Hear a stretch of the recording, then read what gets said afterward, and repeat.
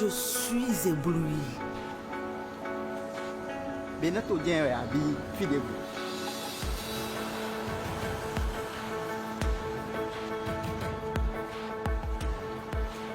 Cette métamorphose-là vient d'où?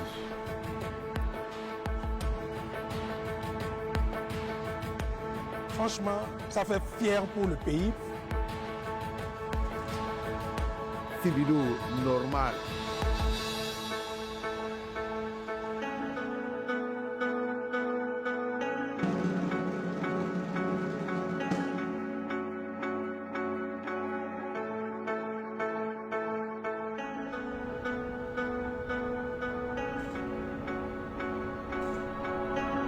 Ce miracle vient une vision claire, une vision qui transforme les villes.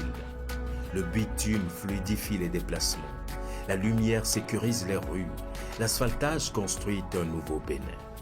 Du nord au sud et de l'est à l'ouest, comme ici à Parakou. Depuis 2016 à ce jour, la ville de Parakou, qui est la troisième ville à statut particulier, a bénéficié beaucoup des actions du gouvernement prévues dans le programme d'action. Nous avons bénéficié de la première phase de l'asphaltage qui a été réalisée, finalisée et que nous utilisons aujourd'hui avec beaucoup de fierté.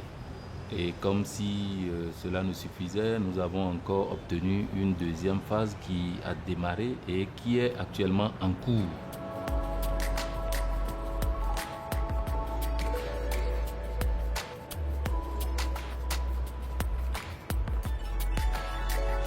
À Parakou, pour le projet asphaltage phase B 2, nous avons au total 13 rues en projet. Et 5 rues bitumées, qui sont des rues primaires, et 8 rues secondaires qui sont prévues pour être pavées. La ville de Parakou, comme toutes les grandes villes du Bénin, fait sa mue. Avec des chantiers qui avancent, des rues qui prennent forme. Chaque pavé aligné raconte l'engagement d'une ville en construction, mètre après mètre. À la date d'aujourd'hui, nous avons en activité 7 rues sur les 13. Et les 13 rues sont réparties dans les 3 arrondissements de la commune de Parakou. Dans l'un des arrondissements, nous avons 7 rues, dans un autre 3 et dans le dernier 3 rues.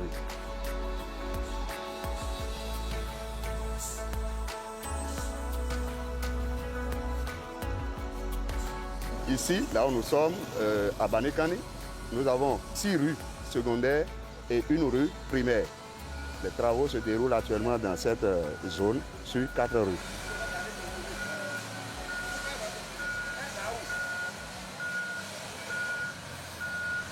Comme vous pouvez le constater, nous sommes ici sur la rue 1449 où les travaux de construction d'assainissement des caniveaux sont presque achevés.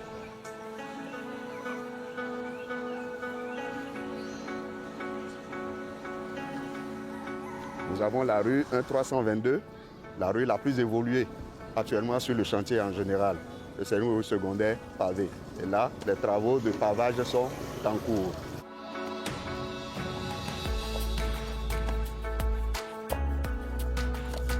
Au total, nous avons 14 km 300 au projet.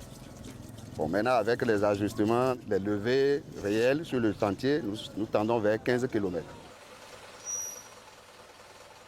Date de livraison prévue, c'est le 5 août 2026.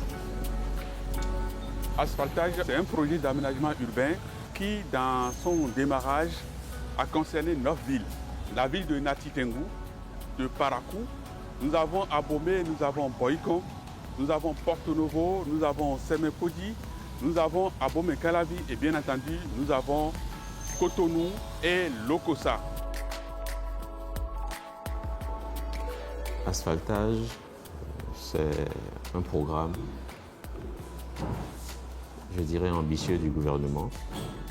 C'est un programme de modernisation d'aménagement, d'extension également du réseau de voirie urbaine dans un certain nombre de villes. Et ce programme est venu pour régler un certain nombre de constats. Vous n'êtes pas sans savoir les difficultés de mobilité dans un certain nombre de villes, notamment les villes du Grand Lopoué, les 5 grandes communes du sud ici, Cotonou, Porto-Novo, Abomey-Calavi, Ouidah, Semenkoji, et un certain nombre de communes, chefs-lieux de départements. Et donc, fort de ce constat, fort de cette difficulté de mobilité, d'inconfort de circulation, le gouvernement a souhaité mettre en place ce programme-là.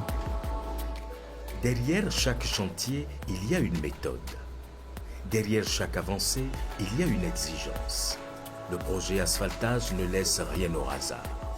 Il trace, il éclaire, il assainit, il embellit. Les standards sont très élevés.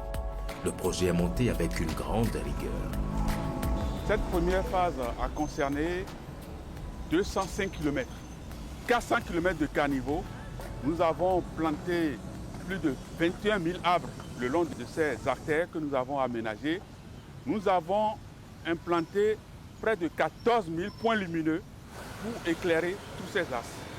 Donc globalement parlant, le projet asphaltage concerne 950 km en tout.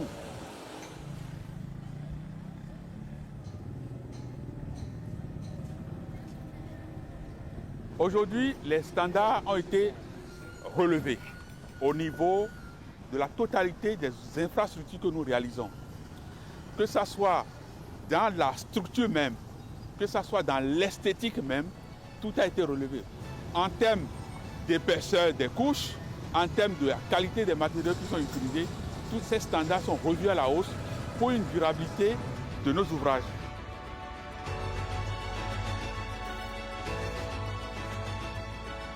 Il y a des éléments préfabriqués comme pavés ou les bordures ou bien les caniveaux.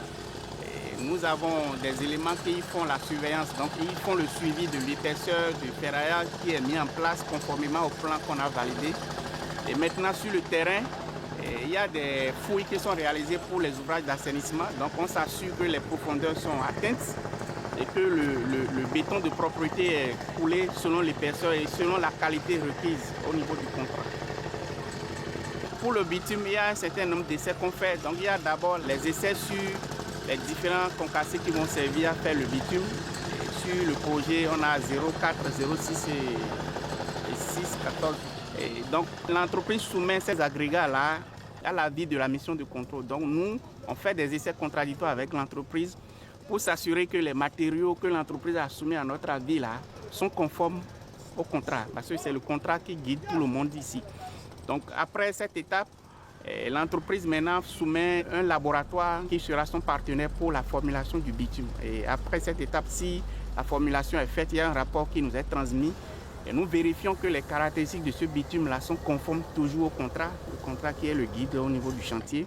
Et après ça, quand on a mis en place toutes les couches, on commence par poser le bitume. Le chef de l'État a l'habitude de dire, quand vous n'êtes pas riche, quand vous n'êtes pas nanti, il faut bien faire les choses pour que ça dure longtemps.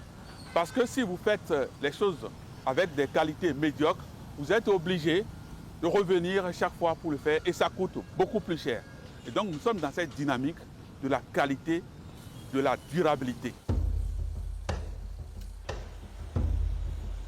La première phase était autour de 200 et quelques milliards de francs CFA. Cette deuxième phase est aussi dans les mêmes proportions, mais il faut noter que quand on donne ces coûts, il faut être conscient de tout ce qui se trouve dans ces coûts.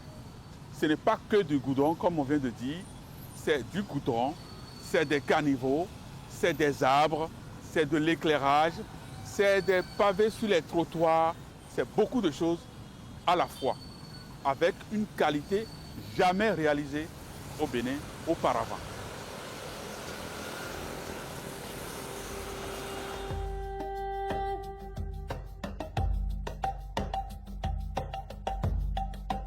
Le projet s'étend. Il gagne en profondeur, en méthode, en portée. Chaque ville devient un chantier de précision. Les équipes s'activent, les plans s'exécutent, les matériaux sont contrôlés. L'aménagement urbain devient une science appliquée et cette science se déploie sur tout le territoire. Aujourd'hui, au niveau de la CIRAT et précisément au niveau du pôle aménagement urbain, nous avons une soixantaine de projets que nous sommes en train de réaliser. Ces projets couvrent l'ensemble du territoire national, sans exception. Si vous allez dans les 12 départements de notre pays, vous allez voir les projets en cours d'exécution. Je vais préciser qu'il s'agit notamment du programme d'assainissement pluvial. Cotonou en a reçu, c'est ce que vous avez vu, les grands collecteurs d'assainissement d'eau pluviale qui sont en cours. Le pendant de ce projet se déroule également à Abomey-Calavi. Vous allez voir que nous sommes en train de construire de très grands collecteurs. Nous sommes en train de faire ces mêmes projets à Ouida. Nous sommes en train de le faire à Kandi, à Djougou, à Plahoué, dans tout le pays. Nous pouvons parler du PAVIC, programme d'adaptation des villes au changement climatique, qui a fait des aménagements de voiries urbaines et des ouvrages d'assainissement dans les villes de Cotonou, Boycon, Komé et Sémékoji, au niveau de ces 4 communes-là. Et donc, nous avons également de la voirie urbaine dans un certain linéaire qui ont été aménagés.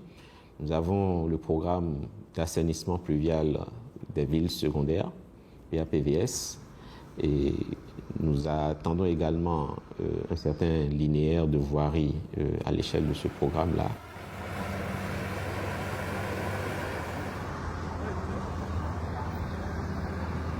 Ça arrive que lorsque on construit, que des clôtures arrivent à tomber, qu'on arrive à ouvrir des voies sur des infrastructures communautaires, et ces infrastructures communautaires qui sont cassées ou des clôtures qui sont cassées, c'est prévu dans ce qu'on appelle plan de gestion environnementale et sociale, le PGS. Ce PGS, qui est budgétisé dans le projet, permet de prendre en compte ces réalisations que nous faisons pendant la mise en œuvre du projet. C'est ce que vous avez observé à Square Gbeto, l'école de Gbeto Sud, que nous avons reconstruite dans le cadre de la première phase du projet asphaltage, ou d'autres écoles que nous avons construites, mais ce n'est pas l'élément principal du projet asphaltage. Il y a certains projets qui sont déjà signés, certains contrats qui sont signés. Les entreprises ont déjà reçu leur avance de démarrage et sont en cours d'installation de chantier. C'est le cas des principales villes de Monokufo, à Plahoué, Lokossa, Azové, Komé. Tous ces endroits vont recevoir le projet. On n'a pas appelé asphaltage, mais c'est du projet asphaltage puisqu'on fait du bitume, du pavé, les arbres d'aliments, l'éclairage, toutes ces composantes qui sont originellement compris dans le projet asphaltage sont en train d'être réalisées sur l'ensemble du territoire national. Donc c'est un développement équilibré du territoire national.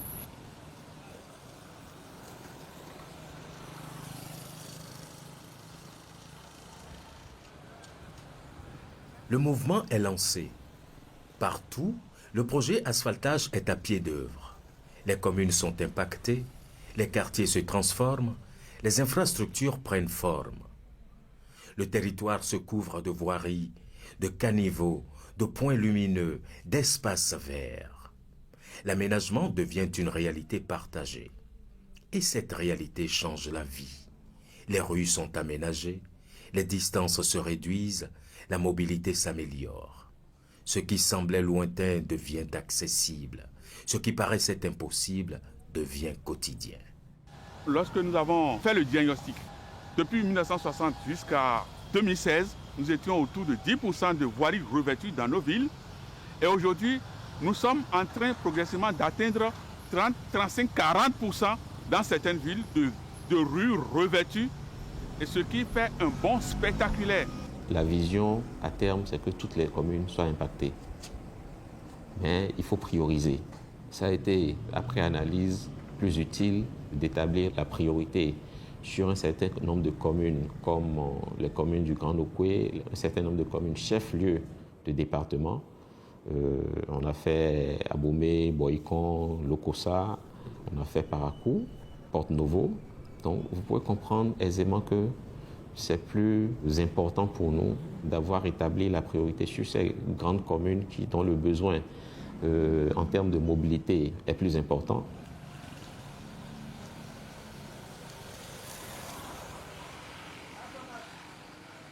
Dans Tengu, je veux juste citer la route de Cantaborifa. Vous voulez monter dessus, c'était la terre rouge avec beaucoup de gravier. Aujourd'hui, c'est une très belle rue, éclairée et tout ça. Et vous arrivez à Parakou, vous en verrez autant. Dans différentes villes, je ne veux pas citer Cotonou, Porto-Novo, Abomey, Lokossa, que tout le monde peut voir. C'est du concret. J'ai parfois échangé avec des taxis-motos qui m'ont révélé que leurs motos se crèvent moins aujourd'hui. Le routement social, c'est ça. Vous faites des économies d'essence, vous économisez votre santé, c'est notre plus grand capital, parce que le fait de rouler sur des voies cabossées, des micro-traumatismes que nous faisons subir à notre corps, et qui, tôt ou tard, vous le rappellera. Aujourd'hui, nous roulons sur des routes bien asphaltées, pavées ou goudronnées, comme on dit, et les distances sont réduites en ce sens que maintenant, des voies même inconnues jaillissent de terre. C'est ça le social. Nous avons l'habitude de dire qu'on ne mange pas les pavés. Mais s'il n'y a pas les infrastructures routières, comment est-ce qu'on peut asseoir une économie? Aujourd'hui, on a de bonnes routes à Cotonou, à Abomey-Calavi, dans les grandes villes et dans les départements, les routes interdépartementales, les routes nationales jusqu'au nord. Ete, edo hui gbon fi agbe. Ti jaji no gba me. Gbon fi ale loji gbon re vivre me bi to no gba. Amo e to gan wa din yo. Eye blo fome. Re vivre abi yo me din a le buvo. E blo fi na le bi hui do bo do aso ne wa do. To ho me we. Me mo tan do ene on si.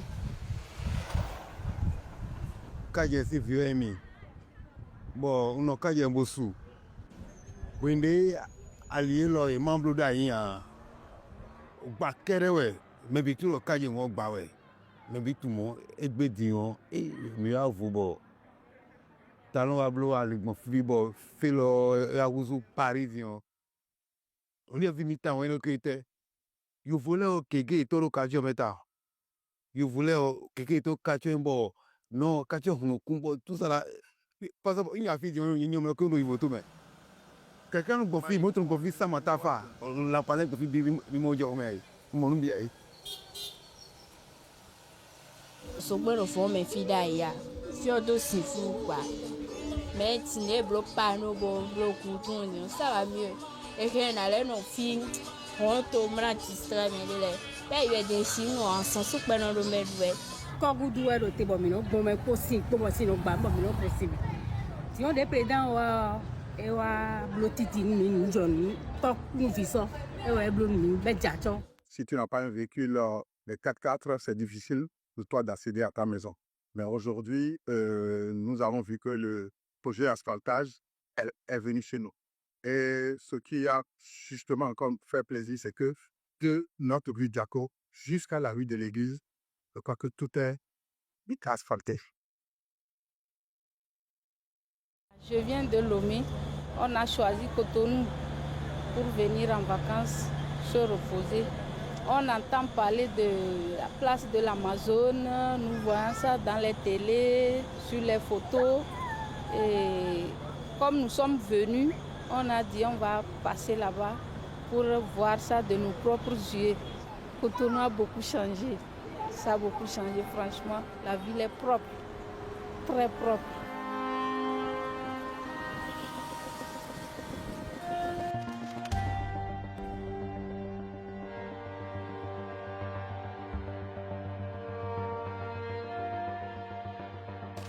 Marodéo, fais le mal mondaïne. Fais le mondaïne. Na. Président bois de na blo mika mo lo po di ba ka blo lo di o ba mi na to ni ba to wa fi blo flu Déjà des bon vida hier.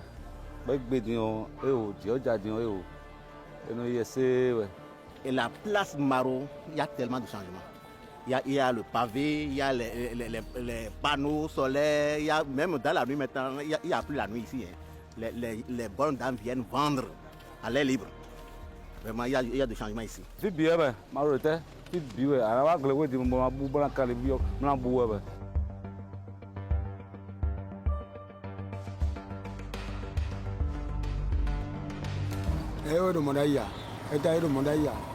D'ailleurs, nous, à la gauche, par exemple, à la gauche, Califou, ça compte de Bonawa, Filo, et d'ailleurs, on va tout doigt, ils sont bons. Déjà, ils ont fait autant. Ils ont fait où? Bon, à la gauche, fille de moi, elle voyait à quitter aussi, même le d'ailleurs, de bois. Bon, disons, ils sont contents. Ils ont combien de têtes, je suis bien là. Mais il faut la bonne combat, on a peut-être fait des bouts de nous, à tout à l'heure, les bons, ils sont tous des bons. Ils sont tous Dioja les bons, ils sont bien, ils sont bien, il faut y aller. Ils ont d'autres problèmes de bien.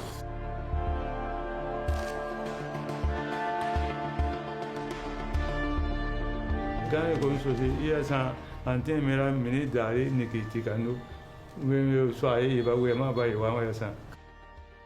Il y a mis le way, Baswa, Bador, Calais, soit.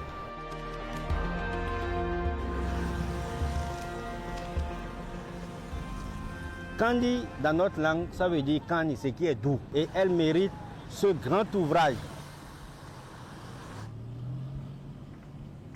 On prie ça depuis quoi?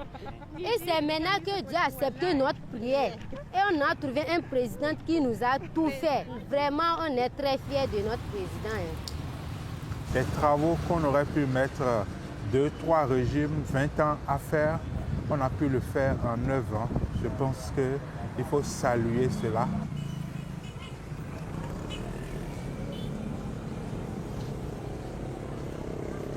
Difficultés, il y en a eu. Je voudrais reprendre cet adage-là qui dit qu'on ne fait pas d'omelette sans casser des œufs. Et je peux dire que des œufs, on en a cassé.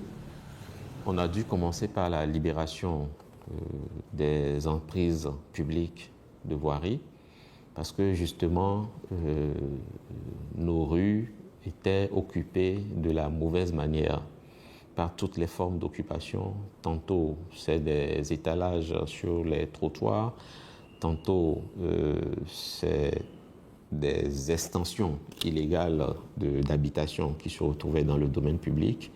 La première étape de ce projet ambitieux a été de prendre les dispositions pour libérer vraiment, dégager les emprises publiques de voies encombrées de toute forme d'occupation. Ça a fait couler beaucoup d'encre et de salive, mais le gouvernement, avec son Excellence le Président Talon, appuyé du ministre José Tonato, il savait là où il conduisait la barque. Et donc, cette opération a permis de, malgré les grincements de dents, de déblayer vraiment le terrain pour les aménagements qui s'en sont suivis.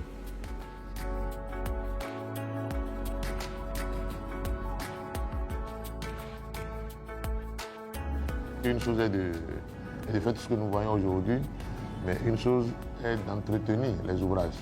Et les tests de loi aujourd'hui confèrent à la municipalité l'entretien de ces ouvrages, la durabilité. Dans 5 ans, dans 10 ans, on découvre des ouvrages qui n'existent plus. On aura tout fait pour rien. Et ce n'est pas ça l'objectif. C'est d'ailleurs pour ça que pour moi le programme est complet. Autant on construit, on entretient et on pense à la durabilité. Et ça ne peut pas se faire aujourd'hui sans les citoyens. Donc je voudrais lancer un appel pour leur dire ce qui est fait, c'est pour eux. Et on ne saurait entretenir ce qui a été fait sans eux. Donc on aura besoin d'eux. Et la sensibilisation ne sera pas que l'affaire de la commune, c'est l'affaire des citoyens aussi. Et on doit se parler. On doit surtout, et ça aussi c'est un travail qu'on a commencé, parler aux enfants, de sensibilisation dans les écoles, parce que les enfants d'aujourd'hui sont les adultes de demain. Et plus tôt on le leur enseigne, et mieux ça vaut. Notre souhait le plus ardent est que cette dynamique-là puisse continuer afin que les autres pays de l'Afrique, pourquoi pas du monde, puissent nous envier, savoir qu'on peut partir de rien et être vraiment développé.